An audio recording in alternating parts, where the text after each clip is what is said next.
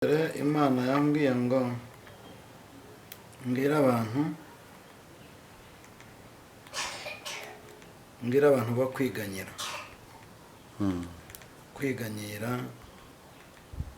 mbwira abantu bareke kumva ko byacitse, kuko Imana ndambwiye ngo mbwira abantu musenga kubwo butumwa twagiye dutanga. Hari abantu basenze cyane bahindutse.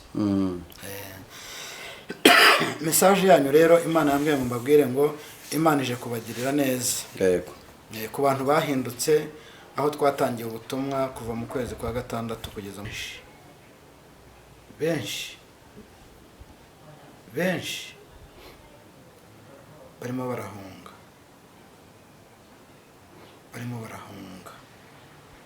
ibihugu by'Uburayi, Amerika, Canada na hehe, nibyo bihugu bigiye kwakira impunzi nyinshi.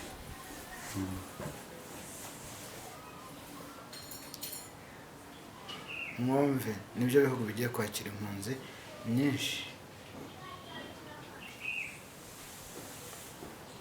bigiye kwakira impunzi nyinshi. Nakomeje kubabwira ngo musenge.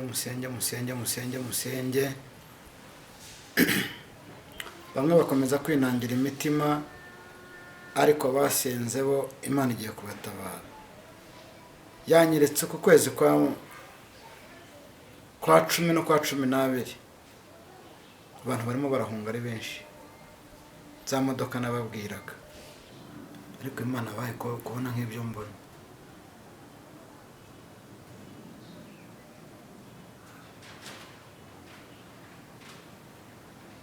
Abanze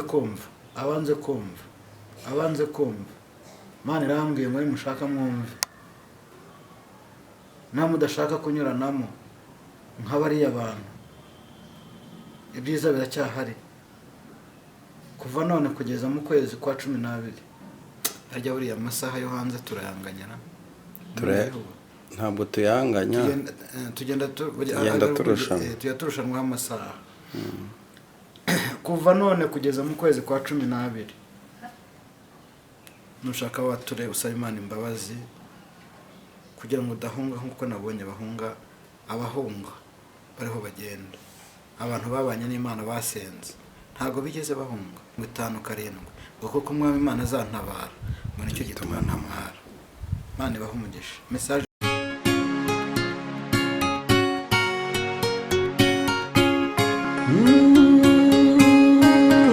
Emana we, Yesu we, ingoma yawe ni amamare.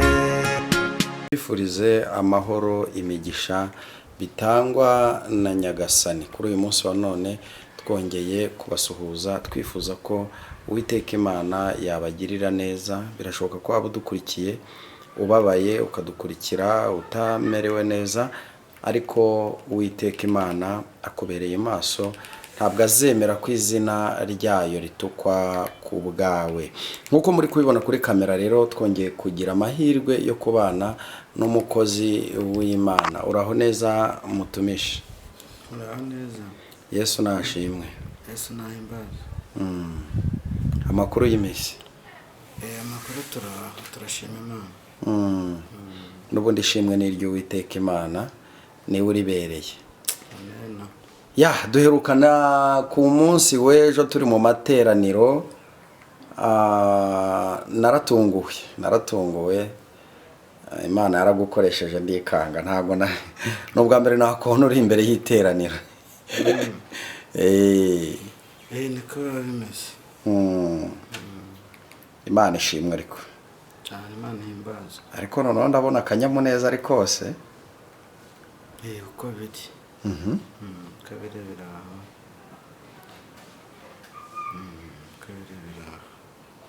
Bimeze neza.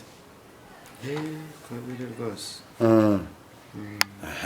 Imana ihabwa icyubahiro. Ndizera noneho rero wari wampamagaye kuri telefone umbwira ko uyu munsi ufite iyerekwa, ufite message z'abantu ushaka gutambutsa. Ubanza noneho zaba ari nziza.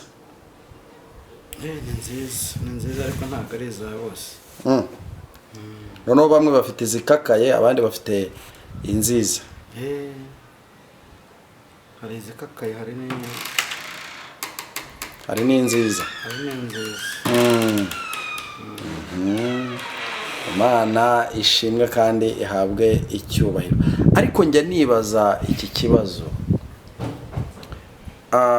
nta gihe umuhanuzi yabamo akabura mesaje cyangwa se akaba nko mu bihe akashakisha agasenga ariko Imana ntigire ikintu imweretse cyangwa ivuze? ntabwo njya nsengera ngo mbone mesaje mvuge.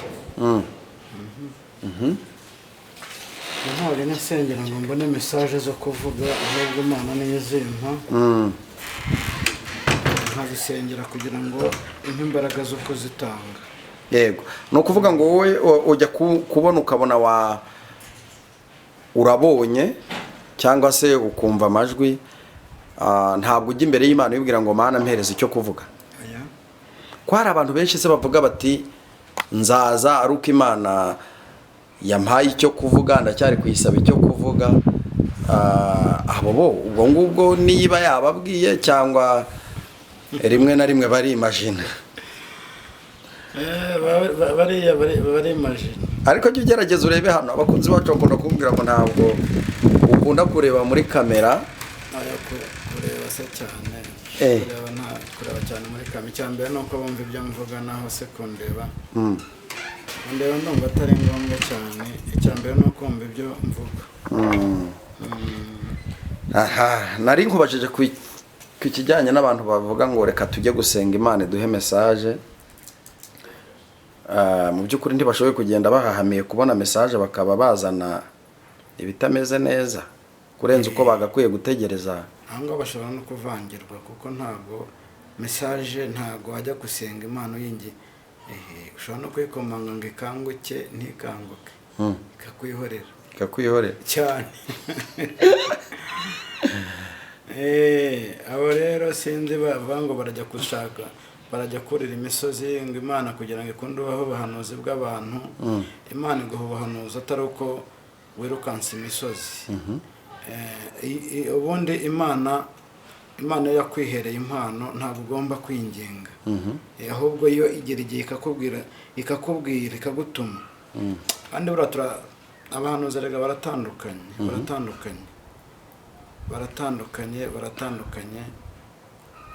Nanjye nzajya ku musozi njya kwirirwa nurira imisozi mibi n'ahangaha njye za Ruhengeri cyangwa njye ngo ni kugira ngo nkunde mbone iyerekwa rya Pascal. Ariko we yaba ari ubuntu wagiriwe, kuko abenshi tuzi neza ko babanza kurira imisozi bakazamuka hirya no hino, kandi ubwo buntu bushobora kuba butagirwa na bose. Ntabwo ari bose. Nakubwiye nanjye ngo Imana itanga bitandukanye, impano ziratandukanye. Hari ujya mu ndimi, hari uwutitira, yego, hari n'uwo mushobora guhura akakubwira ati umva nkubwire uko Imana imbwiye. Njyewe sinjya ntitira, nta nubwo njya mu mwuka ngo njye mu umwuka antere hejuru. Buri muntu wese agira uko yahamagawe. Yego.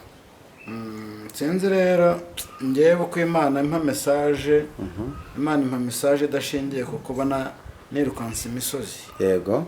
Icyambere ni uko mba nsenga, nsengera abantu, nsengera abarwayi, nsengera ingo z'abantu, nsengera abaruhijwe n'umubiri, nsengera ni byinshi byo gusengerwa bihari. Nsengera ibihugu, cyane ibihugu byo ndabisengera cyane. Ariko reka ngusabe kugira ngo mbere yuko dukomeza ikiganiro cyacu, kuko ndumva mfite byinshi byo kukubaza kandi bijyanye n'ubuhanuzi, reka ngusabe kugira ngo ubanze usenge Imana, ninza kumara kukubaza ibyo bibazo nanjye ndaguha umwanya utambutse mesaje rwose.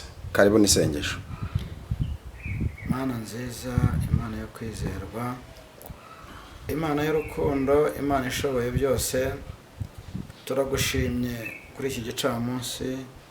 Tugushimiye ko waturinze, tugushimiye ko ukomeje kuturinda, tugushimiye ko ukomeje kurinda ibihugu bitandukanye n'ababirimo, tugushimiye ko ukomeje kurinda inshuti zacu ziri hirya no hino, abadukurikira, abadutega amatwi, mu izina rya Yesu Kristo ndakwinjiza ngo ukire kubana nawe amasaha, wongere bagire neza, bakugiraho umugisha, komeza kubagira neza. Rero ndabasengeye kandi ikiruta byose, senze nizeye ko bahagazeho, senze nizeye ko duhagazeho, abakwizera abo nibo mvuga.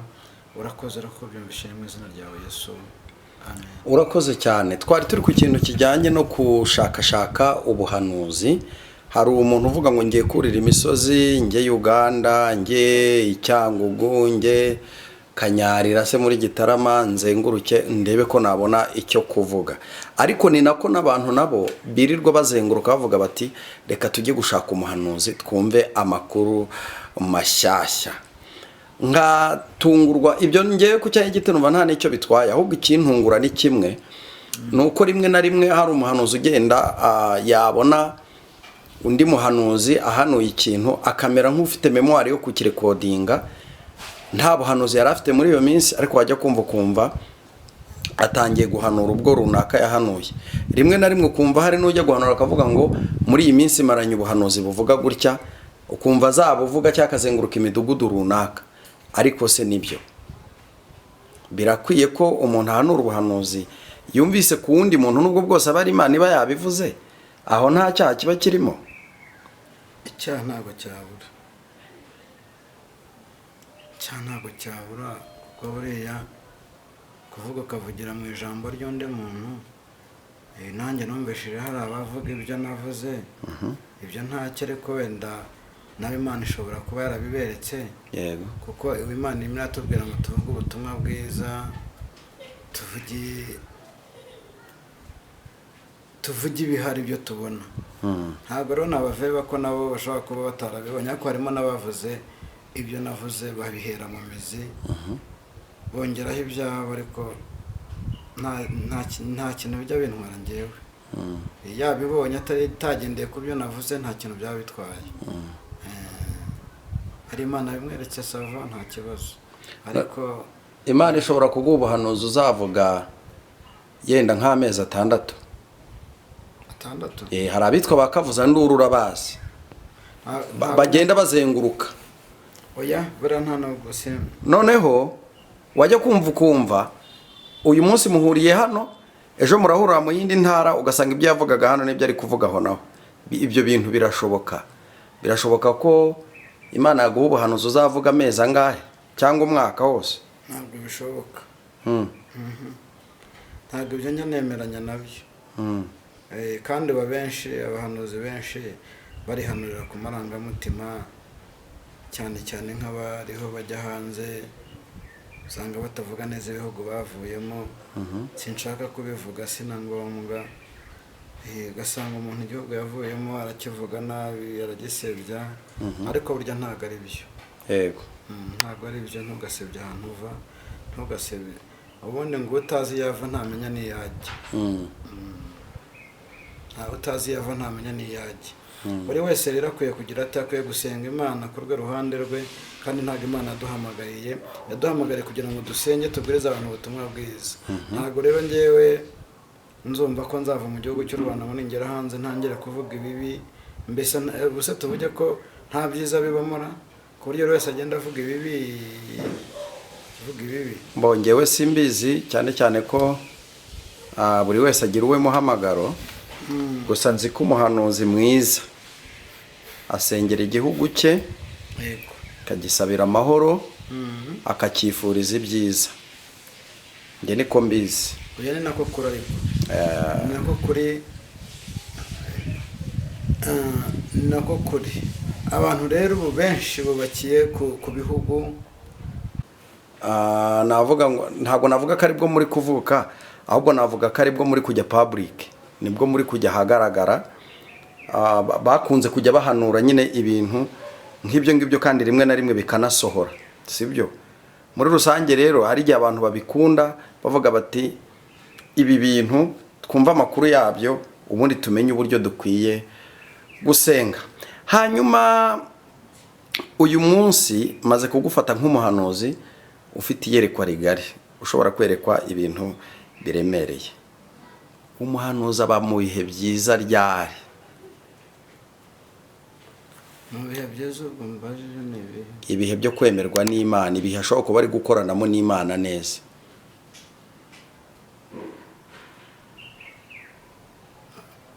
ubundi jyewe ndavuga ko cyanjye ku rwanjye ruhande ntarebye kuri runaka, njyewe ubundi amasengesho nkunda gukora niyo anyemeza ko ndi kumwe n'Imana, niyo anyereka ko ndi mu bihe byiza. Niba nkoze amasengesho y'iminsi 3 n'ay'ukwezi njya nyakora, nkakora amasengesho y'ukwezi. Ikindi ntarakomeza nagira ngo mbwire abantu, hari abantu burya bajya batwibeshyaho. Yego. Ubundi muri Yohana ibice 9 murongo wa 9. Yego. Haravuga ngo bamwe bati se niwe, abandi bati abandi bati siwe, abandi batasa nawe, abandi nabo bati icyakora niwe. Yego.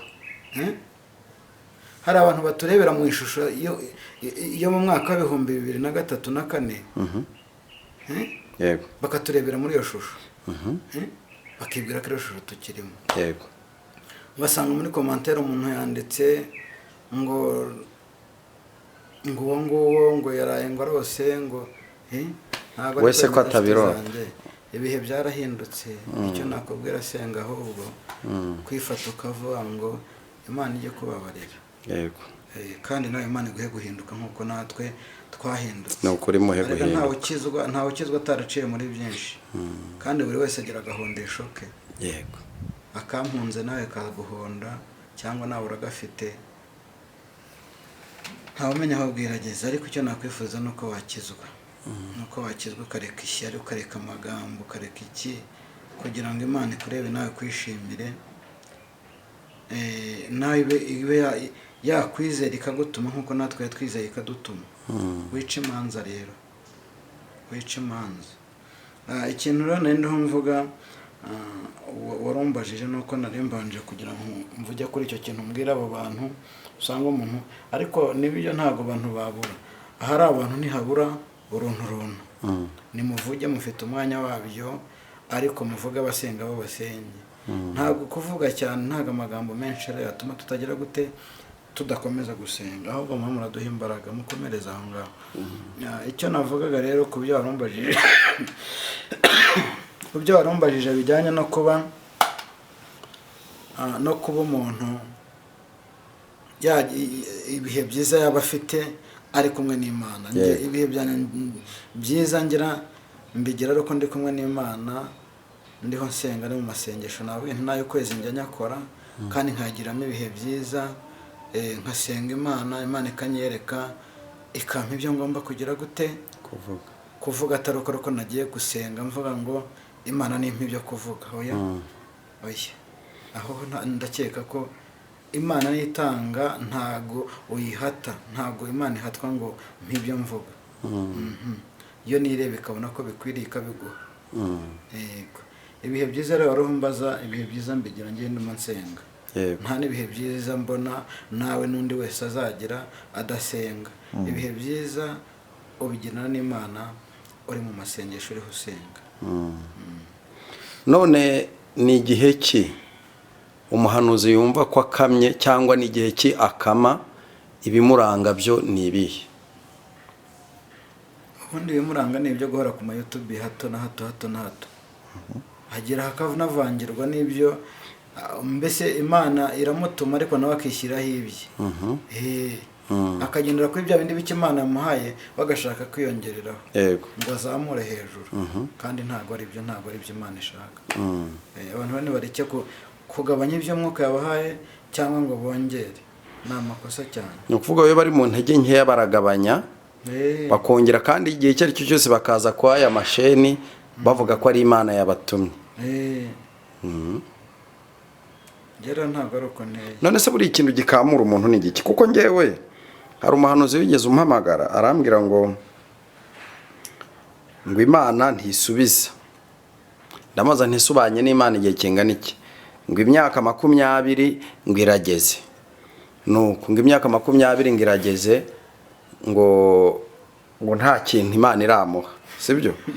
Ndibaza ese ubundi gukorera Imana umuntu ayikorera ngo nawe imukorere, cyangwa umuntu akorera Imana kugira ngo arokore ubuzima bwa benshi mu buryo bw'umwuka?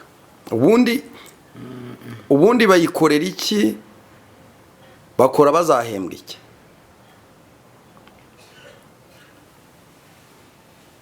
biratandukanye kugira ngo umenye icyo umuntu azahembwa cyangwa icyo ariho ashaka.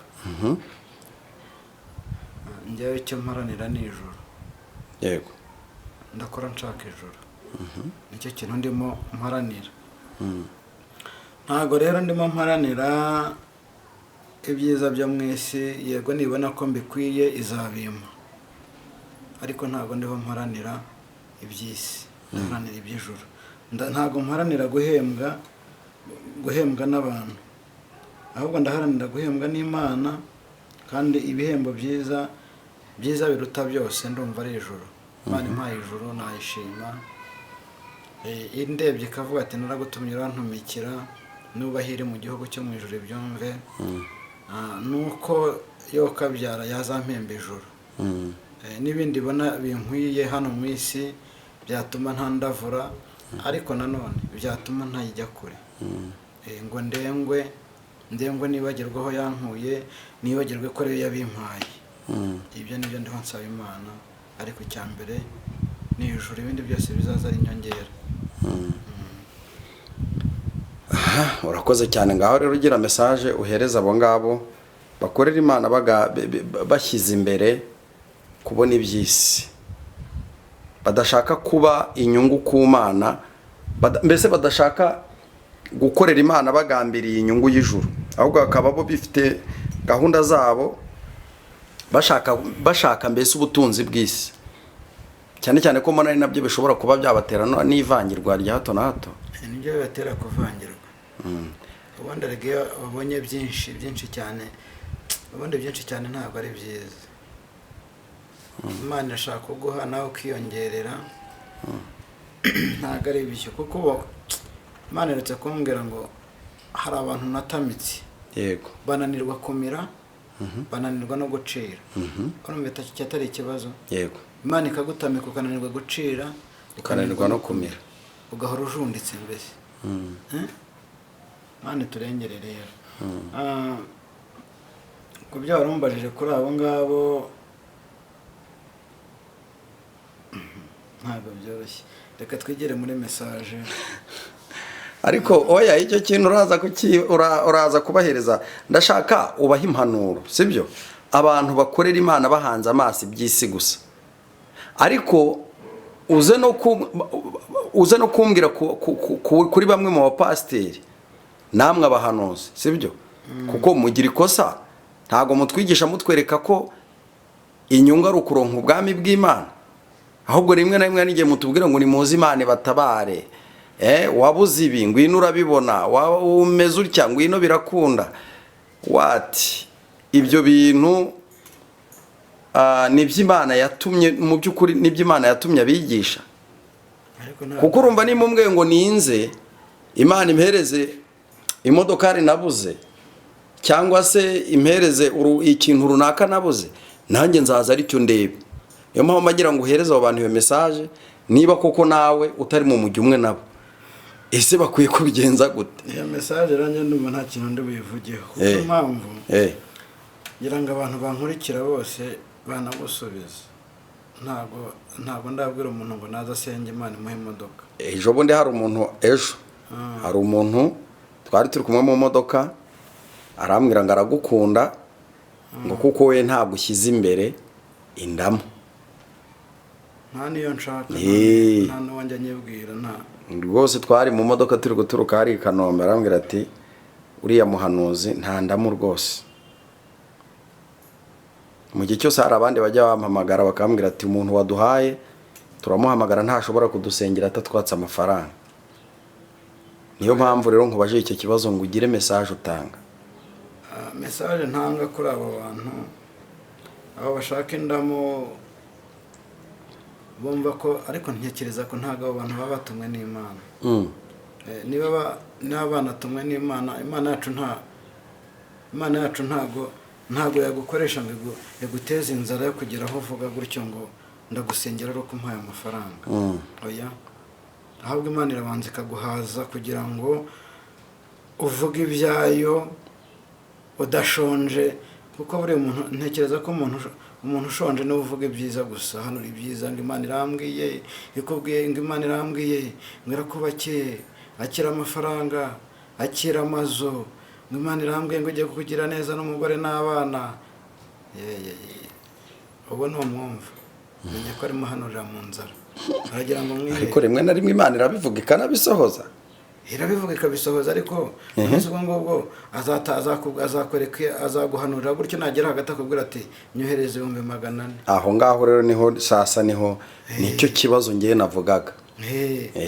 Ntabwo ari Imana acara kwikora, ntabwo nyine. Ariko Yeremiya, nkunda kubabwira, Yeremiya ibice 23 umurongo waho 21 habivuga neza gukomeza ukageza kuri 30, ngo ndambiwe abahanuzi bibana amagambo yanjye. Aho ngaho abahanuzi bibana amagambo yanjye. Ibyo nibyo ninakubwiraga byaba muntu wirukankana ubuhanuzi bw'undi muntu. Akavuga ngo runaka yahanuye, reka nanjye ngene impanure, agahanura nk'uko runaka yahanuye, ntahanure nk'uko Imana yavuze. Ingororano yabo ni iyihe?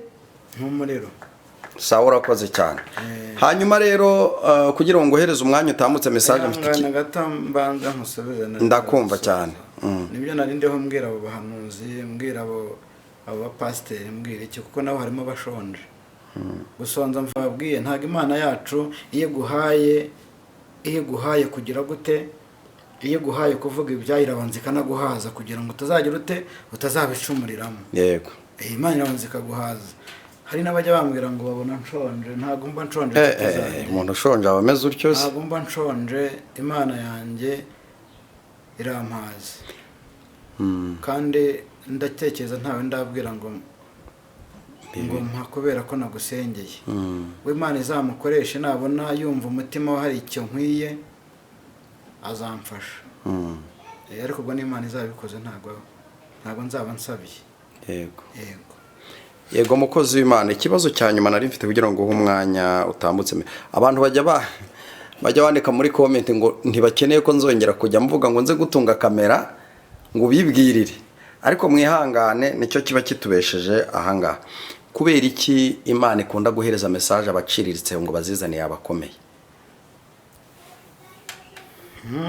None sogera ngo uri ukomeye yabona umwanya wo kuzitanga. Kuki tabasanga ngo izibihere ikazicisha mu bahanuzi rimwe na rimwe, bamwe bakanabigenderamo? None se ba Dawidi n'abandi bose bahanuraga, na ba Yona, Imana ibatumine newe, nuko iyo misozi itabagaho abakomeye. Abakomeye babagaho. Ntabwo uko Imana yatumye Yona inenewe. Nyine nanjye iyo nsomye Bibiliya nsanga abakomeye barahozeho kandi bagatumwa aboroheje, ariko nkibaza impamvu. Kubera iki harimo bayirime bavugaga ngo waranshutse ndashukika, rimwe rimwe mbese ugasanga baricujije bagiye mu bibazo byinshi, kandi Imana yagakwiye kubasanga ikabibwirira. Tugomba kuba intumwa. Tugomba kuba intumwa, bura n'ukomeye nawe amavuta mufite ntago ari amwe. Ntago ari amwe. None se umuntu aza n'ukomeye araza agaparika imodoka akaza akavuga ati nsengera, si uko babona bitakunze se? Biba bitakunze. Niyo mpamvu rero ntago aboroheje bo bazatumwa, ababaye hafi y'Imana, baciye bugufi imbere y'Imana bazatumwa, kandi baracyakomeje gutumwa. Karibu rero ngo haye umwanya tambutsa message witeka Imana yaguhaye. Barambwiye ngo nje nceceka, ndacecetse. Imana baho umugisha. Message zanyuzanye ntabwo ari nyinshi, ndakeka ntabwo tuzaturenza iminota 25 kugira ngo abantu bumve ubutumwa. Yego. Buba burimo. Icya mbere Imana yambwiye ngo mbwira abantu bo kwiganyira. Kwiganyira, mbwira abantu bareke kumva ko byacitse, kuko Imana ndambwiye ngo mbwira abantu musenga kubwo butumwa twagiye dutanga hari abantu basenze cyane bahindutse. Message yanyu rero Imana yambwiye ngo mbabwire ngo Imana ije kubagirira neza. Yego. Ku bantu bahindutse aho twatangiye ubutumwa kuva mu kwezi kwa gatandatu kugeza muri uko kwezi kwa karindwi.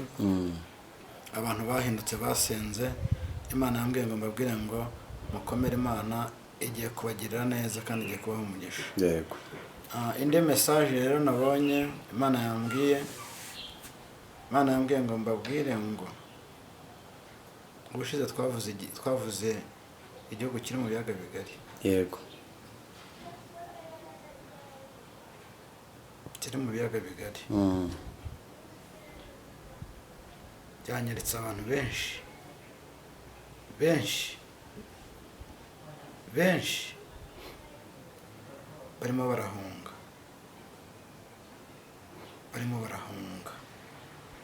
ibihugu by'Uburayi, Amerika, Canada na hehe, nibyo bihugu bigiye kwakira impunzi nyinshi.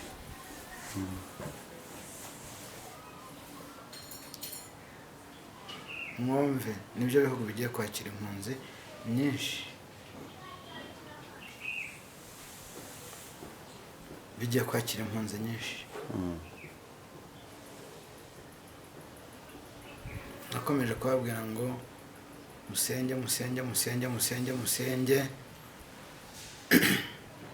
Bamwe bakomeza kwinangira imitima, ariko basenze bo Imana igiye kubatabara.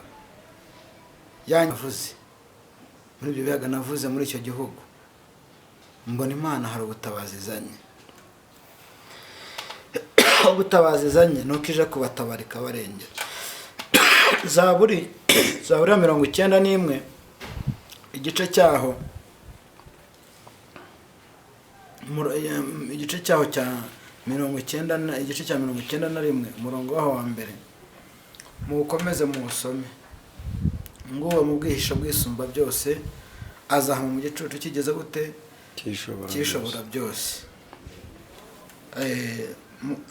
Imana yagiye kurengera abo bantu, ariko icyo gihugu cyo abahunga barahunga. Abasirikare bo muri icyo gihugu nabonaga bati imbunda, abandi bakuramo imyenda bambara indi myenda. Yewe data we, mbega kaga, mbega ishyano ry'abadasenga, mbega kaga we, mbega kaga kabagwiriye. Yewe data we, ariko Imana bahe kubona nk'ibyo mbona.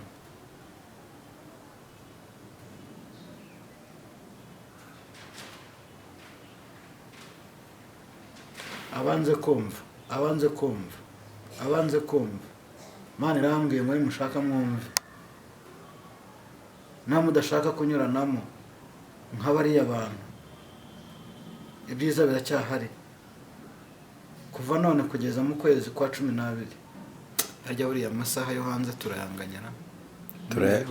Ntabwo tuyanganya, tugenda turushanwa amasaha.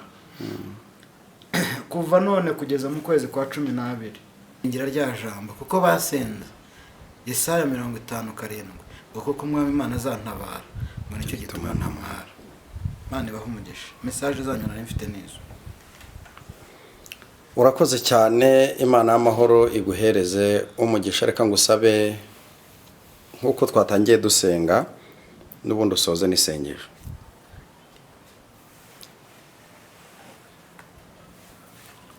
Reka dusenge mu izina rya Yesu.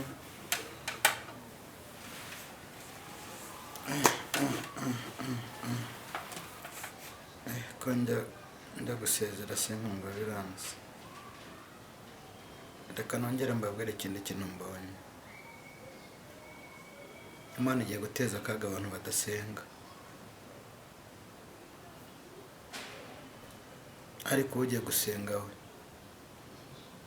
kandi ibihe byo gusenga bigiye kurangira. Nimushaka musengane umwete, nimushaka mwihanane umwete, kuko ibibi biraje. Reka dusenge mu izina rya Yesu. Uri Imana nziza, uri Imana yumva bakwiringiye, uri Imana ituburira tukumva, abatumva ubwo bafite undi bazumvira. Turagushimye rero muri aka kanya twari turi imbere yawe, akanya keza tukugireho umugisha, akanya keza ugiye guhindurira kiriya gihugu, ugiye kugihindura amateka y'abasenze. Tubonye neza ko uzabarengera ukabahagararaho, tubonye neza ko uzabagira neza bakakugiraho umugisha. Ngaho rukira kubahemba ibyo bakoze, kandi Mwami turakwinjiza ngo natwe uzaturengere, uzarengera bagusenze, uzatabara bagutabaje. Yesu urakoze kuko byumvishije, urakoze kuko urengeye bene data bari muri kiriya gihugu, urakoze kuko bahagazeho, urakoze kuko bashyigikiye. Natwe icyo dukora ni ukumenya kubaheka mu ngobyi y'amasengesho. Urakoze kuko byumvishije rero, tubisenga twizeye mu izina ryawe Yesu, amen. Urakoze cyane. Imana y'amahoro iguhereze umugisha, kandi iguhereze umugisha mwinshi. Umuntu yakwifuza gusengana nawe, yakwifuza kuvugana nawe, ndagira ngo utambutse nimero yawe ya telefone. Nimero yanjye ni iriya, ni 0782 96 97 41 96 97 41 82. Urakoze cyane. Imana y'amahoro iguhereze umugisha.